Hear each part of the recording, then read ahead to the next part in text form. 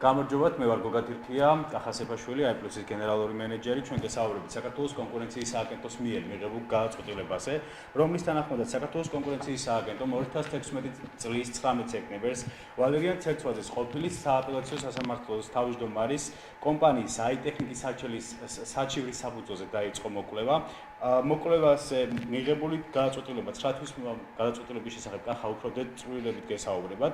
მინდა მოგახსენოთ ინფორმაციის სახით, რომ საუბარი იყო 4 ძირითად ფაქტორზე, რომლის შესახებაც 9 თვის განმავლობაში კონკურენციის სააგენტოს თანამშრომლები მუშაობდნენ და იკვლევდნენ.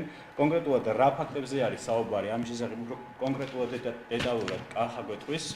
კი, მოგესალმებით. პირველ რიგში მინდა აღვნიშნო, რომ კონკურენციის გადაწყვეტილება არის ძალიან მნიშვნელოვანი ჩვენთვის და ზოგადად თავისუფალი ბიზნესის გარემოსთვის საქართველოში. გამომდინარე იქიდან, რომ ყველამ კარგად ვიცით, რომ ვალერიან ცერცვაძის კომპანია i-ტექნიკი იყენებს თავის სამსახურებრივ მდგომარეობას სასამართლოს გზით და ცდილობს ჩვენთვის ფულის წარდგენას და ჩემი აზრით ეს არის ძალიან მნიშვნელოვანი გადაწყვეტილება. გამომდინარე იქიდან, რომ ბიზნესი თავისუფლების ზღვარი დღეს საქართველოში გადის i+-ის საქმეზე. კონკრეტულად კონკურენციის სააგენტოს დასკვნაში ცალსახად არის ნათქვამი. დავიწყებ დომეინის თემით. ალბათ იცით, რომ i-ტექნიკი ჩვენ გვედავებოდა დომეინის რეგისტრაციას, მათთან მიმსგავსებული დომეინის რეგისტრაციას და მასზე განთავსებული ინფორმაციის კონტენტს, ანუ შინაარსს. აქვე მინდა ვთქვა, რომ ჩვენ 2011 წლის აგვისტოში დავარეგისტრირეთ დომეინი i-technics.g. სწორედ იმიტომ, რომ მენეჯმენტს სურდა ამ სახელის მომავალში გამოყენება და შემდგომ ჩვენი ყოფილი თანამშრომლები წავიდნენ ჩვენგან და ვალერიან ცერცვაძესთან ერთად გახსნეს ეს მაღაზია, რასაც დღეს ვიცნობთ i-ტექნიკის სახელით, მაშინ Greenapple Georgia. მათ ვერ მოიფიქრეს ეთყობა დასახელება, რა უნდა დაერქმოთ კომპანიისთვის. ჩვენს უკვე არსებულ დომენს და მოფიქრებულ სახელწოდებას i-technics გამოაკლეს ერთი ASOS და დაარეგისტრეს i-technic.g. და სწორედ ალბათ თავშივე ეს იყო განზრახული, რომ შემდგომ ვალერიან ცერცვაძის ჩვენთვის წაერთმია თანხები და თავიდანვე ისეთი დომეინი შეარჩია, რომელიც მიმსგავსებული იყო ჩვენს უკვე არსებულ დომეინთან. ამას მოწმობს კონკურენციის სააგენტოს დასკვნაში ცალსახად არის მითითებული, მე წავიკითხავ ამ მონარიდს, რომ მოცემულ შემთხვევაში სადავო გარემოებას არ წარმოადგენს, რომ ვებგვერდი i-technics.g შეპუსა i+-მა შექმნა 2011 წლის 8 აგვისტოს. როგორც განსახილველი ვებგვერდის დათვალიერებით, ასევე საქმეში არსებული სხვა ფაქტობრივი გარემოებებიდან ირკვევა, რომ ვებგვერდზე არ არის მითითებული ინფორმაცია იმის შესახებ, რომ ის არ ეკუთვნის შეპუსა i-technics ან იმართება მის მიერ. ანუ აქ ცხადია კონკურენციის სააგენტომ მოკვლევით გამოითხოვეს ინფორმაცია ასევე დომეინის რეგისტრატორებიდან, დადგინდა, რომ ჩვენ უფრო ადრე გქონდა დარეგისტრირებული დომეინი, ვიდრე მაგალითად i-technics, რაც კიდევ ერთხელ მოწმობს, რომ მათ მიითვლის ეს ჩვენი სახელი და ამაზე დავა არის საერთოდ აბსურდული.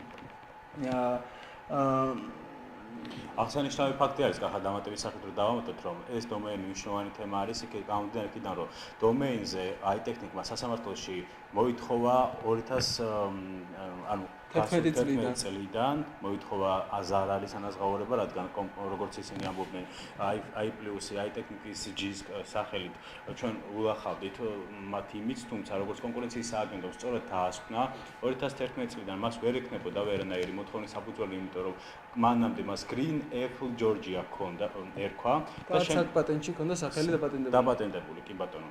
შესაბამისად კონკურენციის სააგენტოს დასკვნაში პირდაპირ წერია, რომ სასაქონლო ნიშანი i-ტექნიკი საკპატენტში დარეგისტრირდა 2016 წლის 4 აპრილს. შესაბამისად შეპუსა i-ტექნიკის განსაკუთრებული უფლება ამ სასაქონლო ნიშან i-ტექნიკზე 2016 წლის 4 აპრილს წარმოიშვა.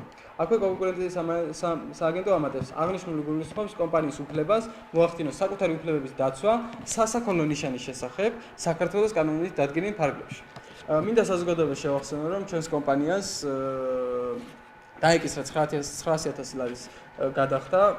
ჩვენ არაერთხელ გვითქვამს და ფაქტებითაც დაგვიდასტურებია, რომ ეს კომპანია არის ვალერიან ცერცვაძის სასამართლოს მაღალჩინოსნის კომპანია. შესაბამისად, მისმა ადვოკატმა ცერცვაძემ სასამართლოში წარმოადგინა შეფას ზარალის მიყენებული ზიანის დასკვნა. ჭყალებს რა თქმა უნდა მიყენებული ზიანის, იმიტომ რომ კონკურენციის სააგენტომ მას თქვა, რომ 2016 წლის 4 აპრილამდე ფიზიკურად ზიანი ვერ იარსებებდა, გამომდინარე იქიდან, რომ ამ სახელზე კომპანია i-technics განსაკუთრებული უფლება სწორედ 2016 წლის 4 აპრილს წარმოიშვა. აღსანიშნავი ფაქტი არის ის, რომ ჩვენ ამ დასკვნას მათ მიერ ვითომ მომზადებულ დასკვნას, სადაც ჩანდა, რომ 2011 წლიდან 2016 წლამდე ამ დომეინით, რომელიც არავის არ ახსოვდა და ჩვენ გვქონდა i-technics.g და ალბათ წელიწადში 2 კაცი თუ შედიოდა მიადგა 900.000 ლარის სიანი. ჩვენ სასამართლოს მოსამზადებას ხდომაზე დაუპირისპირეთ, წარვადგინეთ სამხარეულის ექსპერტიზის ეროვნული ბიუროს დასკვნა, სადაც თეთრით შავზე ეწერა, რომ მათ მიერ მომზადებულ ზარალის შეფასების დასკვნაში ციფრები იყო ალოგიკური, ერთმანეთთან არ მოდიოდნენ კავშირში და შეუძლებელია ამ გამოთვლებით და ამ კალკულაციებით რეალური ციფრების გამოყვანა. თუმცა მოსამართლე შიოშვილმა სასამართლო პროცესზე იქ ვიყავი და ვნახე, წაიკითხა ეს დასკვნა და მოსამზადებელ პროცესზე ეს დასკვნა არ მიიღო. იმიტომ რომ მიიღო, შემდგომ უნდა გაეთვალისწინებინა და ამ დასკვნით მთლიანად ბათილდებოდა ცერცვაძის მიერ ხელმოწერილი ცერცვაძის მიერ მომზადებული დასკვნა. და ერთი კიდევ მნიშვნელოვანი ფაქტი კონკურენციის დასკვნაში რაც წერია, რომ 2016 წლის 4 აპრილამდე ვერ მოითხოვდა კანონით აიტექნიკის ზიანს, გამომდინარე იქიდან, რომ ფიზიკურად კომპანიას არ ერქვა აიტექნიკი, ერქვა გრინებ ჯორჯია, არ ქონდა ამ სახელზე განსაკუთრებული უფლება, იმიტომ რომ არ ქონდა კანონდადგენილ ვადებში მიმართული საკპატენტისთვის, შესაბამისად თუ ზიანი არსებობდა ამ დომეინთან დაკავშირებით, მათ და ეს კიდევ საკითხავი არსებობდა თუ არა ცალკე თემა არის, მათ უნდა მოეთხოვათ 2016 წლის 4 აპრილიდან 10 ოქტომბრამდე და არა 900.000 ლარი. კი ბატონო, ანუ ის წლები, რომლებიც ამ შემთხვევაში აიტექნიკმა ვითომ თავიანთ დასკვნაში, რომელსაც ზარალის დათვლის დასკვნაში იყო საუბარი, ეს როგორც კონკურენციის სააგენტომ სახელმწიფო უწყება ამბობს, ეს არასწორი იყო, რასაც აბათილებს, პირდაპირ აბათილებს მათ ზარალის შეფასებას. და ეს აუცილებლად მნიშვნელოვანია, ჩვენთვის ძალიან მნიშვნელოვანი არის და სწორედ ამიტომ დაიწყო ახლა ამ თემაზე საუბრით. ჩვენ უნდა გადავიდეთ კიკი, სანამ გადავალთ, ერთი ძალიან მნიშვნელოვანი დეტალი არის, ალბათ საზოგადოებას გაუჩნდა კითხვა, რომ თუ არსებობდა აიტექნიკს G დომეინი და მე თუ ვარ ვალერი ცერცვაძე და მინდა კომპანიის რეგისტრაცია, რატო ავირჩიე აიტექნიკ G, ხო? ამის შესახებ არ ვიცოდი თუ რა ხდება. კონკურენციის სააგენტო თეთრით შავზე წერს დასკვნაში, რომ პირველ რიგში მომჭივანის განცხადებით მისთვის თავიდანვე ცნობილი იყო ვებგვერდ აიტექნიკს G შესახებ. ანუ გულისხმობს მომჭივანში ცერცვაძის კომპანიას. სწორედ აღნიშნული ვებგვერდის ინტერნეტსიტუაციაში არსებობის გამო გადაწყვეტა მომჭივანმა კომერციული დასახელება დაერჩია აიტექნიკი და არა აიტექნიქსი. აღნიშნული ცხადყოფს და ადასტურებს, რომ მომჭივანისთვის თავიდანვე ნათელი იყო ვებგვერდზე განთავსებული კონტენტი და შინაარსი. და მაინც საკუთარი ბიზნეს სტრატეგიის ფარგლებში აერჩია, რომ ინტერნეტ სივრცეში ოპერირება დაიწყო უკვე არსებული ვებგვერდის მიმსგავსებული სახელით. ეს ჩემი აზრით მოწმობს იმას, რომ ისინი თავიდანვე თვით დაზიანებას ეწეოდნენ, გამომდინარე იქიდან, რომ ვერ გვიწევდნენ კონკურენციას, გადაწყვიტეს, რომ აი ამგვარი შეთითხინი ბრალდებები ჩვენთვის ფული წაერთვიან და დარჩენილი იყვნენ მხოლოდ ბაზარზე. მარტივად რო ვთქვათ, ეს იმას ნიშნავს, რომ მათ იცოდნენ, რომ არსებობდა აიტექნიკს G-ის ვებგვერდი, მაგრამ მაინც რადგან არსებობდა, მაინც გადაწყვეტეს მსგავსებული აიტექნიკი დაერქმიათ. ანუ იმას ეს კიდევ ერთხელ მარტივად გასაგები რო იყოს, ნიშნავს იმას, რომ თუ იცოდნენ, რომ ეს ვებგვერდი, რომელიც აიტექნიკს G გვეკუთვნოდა ჩვენ, იყო ცუდი მაგათთვის, როგორც თვითონ იძახიან, მაშინ რატო დაარეგისტრეს, რატო გაარქვეს იმ ცუდი ვებგვერდის სასახელება თავიანთ კომპანიას. ნუ ეს არალოგიკური აბსურდია მათი გადაწყვეტილება, თუმცა ამის დარქმევის შესახებ, თუმცა ნუ ყოველ შემთხვევაში ეს თვითონ გადაწყვეტეს. და კიდევ ერთი მნიშვნელოვანი ფაქტი, რომელიც აჩვენებს საზოგადოებას ვალერიან ცერცვაძის და მისი კომპანიის ნამდვილ სახეს, ანუ მხოლოდ დომეინზე ხომ არ იყო დავა, იყო 4 ფაქტზე, ხო? შემდეგი ფაქტი, რასაც გვედავებოდნენ კონკურენციის სააგენტოში არის ის, რომ ვითომ ჩვენ ხელოვნურად ბაზარზე ვაფიქსირებდით დაბალ ფასებს. ამ წარმოიდგინეთ რა უნდა ვალერიან ცერცვაძეს, რომ საქართველოში ისედაც მაღალი ფასები ეფლის ტექნიკაზე კიდევ უფრო ძნელად ხელმისაწვდომი და მაღალფასიანი ყოფილიყო ქართველი მომხმარებლებისთვის. მომხმარებლებისთვის არის ზიანის მომტანი პირველ რიგში. აი ეს იყო ყველა რო ვიცოდეთ, ის გარანტია არის საუბარი. აიტექნიკმა შეიტანა კონკურენციის სააგენტოში საჩივარი იმის თაობაზე, რომ თურმე ჩვენ დაბალი ფასები ქონდა ხელოვნურად. ნუ ეს აბსურდი არის. საუბარი არის ხოლმე ხშირად მაღალ ფასებზე და პირიქით არის, რომ დაბალი ფასები ქონდა და გადანაშაულებდა სხვა კომპანიებთან გარიგებაში, რომელიც არ დადასტურდა. და ეს კიდევ ერთხელ მოწმობს მათ სახეს, რომ სურდათ დარჩენილიყო მარტო ბაზარზე, ჩვენთვის დაერთმეთ ფული, გავსულიყავით ბაზარზე და შემდგომ მაღალი ფასი შეინარჩუნებით ბაზარზე. რადგან მსხვილი კომპანია ვართ და შესაბამისად შეგვიძლია, რადგან მსხვილი მომწოდებელი უფრო დაბალ ფასად გვაძლევს, ვიდრე აიტექნიკი არის, სწორედ აქედან გამომდინარე მათ არ უნდათ ეთყობა, რომ მომხმარებლები ბევრი ყოლოდა და შესაბამისად ნაკლები მომხმარებელი უნდათ და ნუ არა სერიოზული კონკურენცია მაგათი მონოპოლის მოპოვება უნდათ ჩემი აზრით ბაზარზე. გოგი, დომეინთან დაკავშირებით რას გვეტყვი, რომელზეც ასევე გვედავებოდნენ და მესამე პუნქტი იყო ეს კონკურენცია. აქ საუბარი არის კიდევ ერთ-ერთი, რომელიც არ დაადასტურა კონკურენციის სააგენტომ განსხვავებით სასამართლოსგან. საუბარი არის იმაზე, რომ iTechnic-მა ცერცვაძის კომპანია მიმართა კონკურენციის სააგენტოს იმ საჩივრით, სადაც ერთ-ერთი პუნქტი დაწერია ესეთი რაღაცა, რომ 2015 წლის 21 ნოემბერში შეპოს iTechnic-ის რეპუტაციის შემლახავი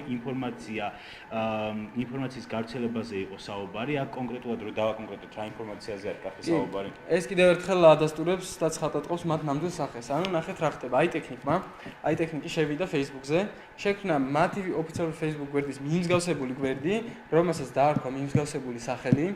ძალით ამ გვერდზე ტვირთავდნენ შეურაცხყოფელ და მადის კომპანიისთვის მადის კრედიტებელ ინფორმაციას.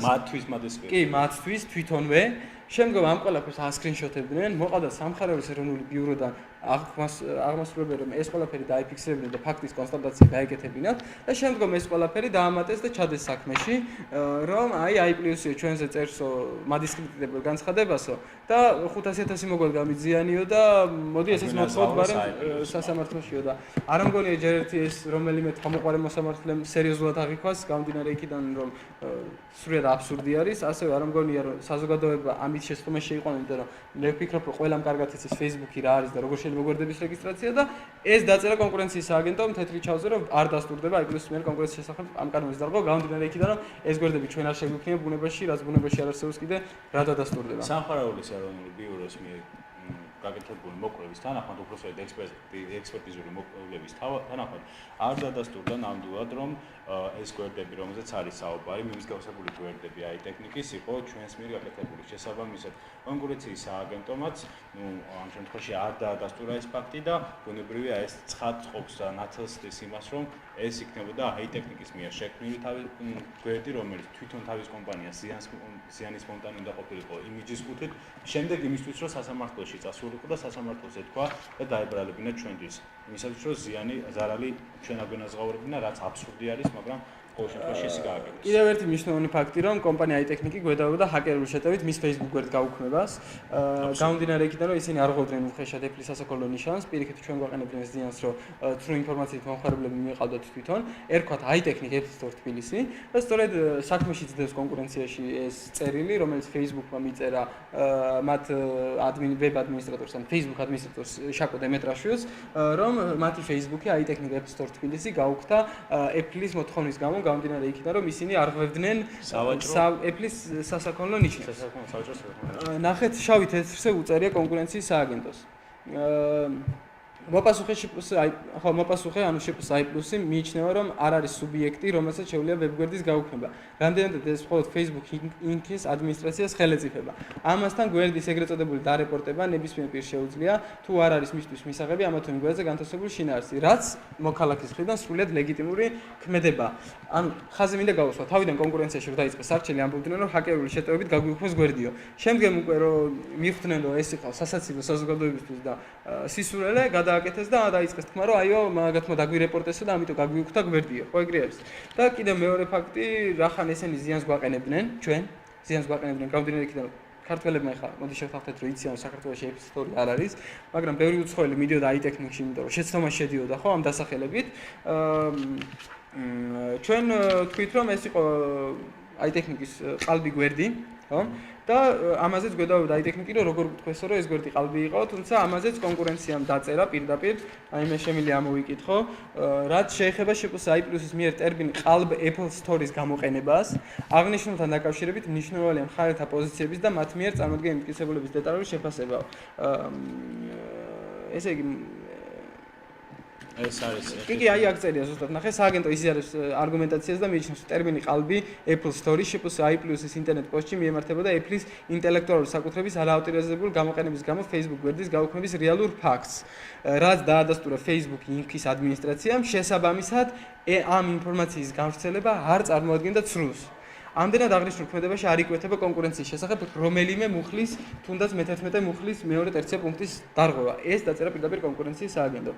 ანუ გამოდის რომ კონკურენციის სააგენტომ 9 თვიანი ამხელა მუშაობის შემდგომ ვალერიან ცერცოძეს პირდაპირ ჩაუფუშა ეს გეგმები, რაც გულისხმობდა ჩვენთვის თანხის წარდგენას. აქვე არ შემიძლია არ თქვა გოგი, შენ უფრო ცუდად ვიტყვი ამაზე, რომ მინდა მადლობა გადავუხადო მედიას, კონკურენციის სააგენტოს ამ მუშაობისთვის, გამომდინარე იქიდან რომ იყო საზოგადოების მაღალი ინტერესიც და სწორედ მათი დამსახურებაც არის რომ ჩვენი სიმართლე მივაწოდეთ საზოგადოებას.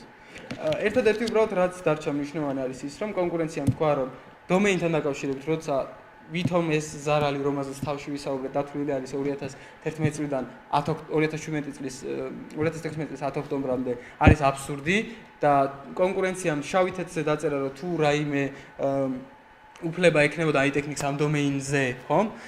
ეს შეიძლებოდა უფლება შეიძლებოდა, ნახე, სიტყვა შეიძლებოდა ქონოდა 2016 წლის 4 აპრილიდან და არამც მანამდე და ასევე ჩვენ გვაქვს სამხარეულის დასკვნა, რომელიც ქეთევან კუჭავამ არ მიიღო სასამართლოზე, რომ შემდგომ აუცილებლად გააბათილებდა მათ რაღაც სისულელეებს და გრამატიკული შეცდომით რომ იყო დაშვებული ისე დასკვნას. აი ეს ორი დასკვნა კიდევ ერთხელ ადასტურებს, რომ ეს ამ ყველაფერს უკან დგას საოპერაციო მაღალჩინოსანი ვალერიან ცერცოძე, სურდა ჩვენი ბაზრიდან გაგდება და ის საჩივარის პირველივე პუნქტი, სადაც ჩვენ გვედავებოდა ხელოვნურად დაბალი ფასების დაჭერას, რომ თითქოს მათ ჩვენ ამას ხელოვნურად ვაკეთებთ. შეჯამების სახით კონკურენციის სააგენტომ გამოიტანა გადაწყვეტილება 2016 წლის 19 სექტემბერს აიტექნიკის მიმართვის საფუძველზე დაიწყო მან მოკვლევა 9 თვის მანძილზე იკვლევდა iPhone i+ არ დაუდასტურა კონკურენციის სააგენტომ არ დაადასტურა რომ i+-ი სხვა კომპანიებთან გარიგებაში იყო და ხელოვნურად დაბალფასს ადებდა Apple-ის პროდუქციას ანუ კარტერულ გარიგებაში i+-ი არ დაადანაშაულა არ დაადასტურდა უпростоრედ მეორე რაც ყველაზე მნიშვნელოვანი არის არ დაადასტურდა რომ i+-მა Facebook-ის გვერდი iTechnics გააუქმა რეალურად iTechnics Facebook გვერდი თავად Facebook-მა გააუქმა იმის გამო რომ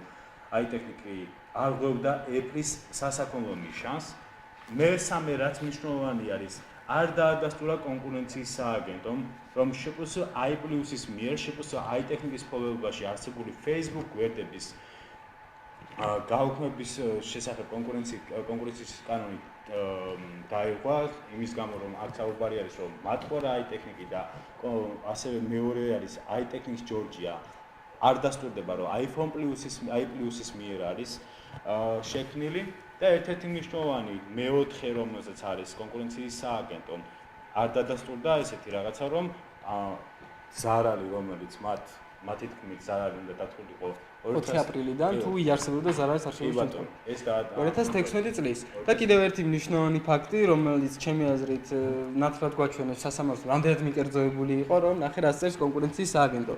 დაუშვათ მართლა ვაყენებდით ზიანს. დაუშვათ ის დასკვნა სიცრუე მართალი იყო. და 2011 წლიდან თქვათ რაღაცა ზიანი ადგებოდა iTechnics. ამისი არავის არ ჯერა, მაგრამ მოდი დაუშვათ. ნახე რა წერია კლასტერს კონკურენცია. ნიშნავენი აღინიშნოს, რომ კონკურენციის შესახებ საქართველოს კანონი, რომელიც ითვალისწინებს არაკეთილსინდისიერი კონკურენციის რეგულირებას, ამ დომეინის პუნქტში წერს, ძალაში შევიდა 2014 წლის 31 მარტს.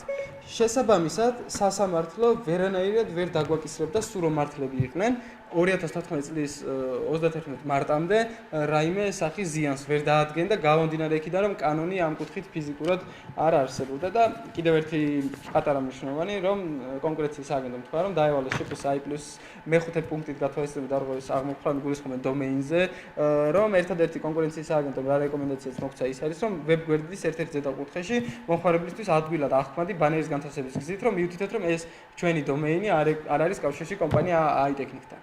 რაც რა თქმა უნდა ჩვენ სრულობით გავაკეთებთ. დიდი მადლობა ყურადღებისთვის. სულ ეს იყო რაც მინდა დაგვეთქვა და გვეჩვენებინა თქვენთვის რეალურად რა დასკვნა გამოიტანა კონკურენციის სააგენტომ. მადლობა.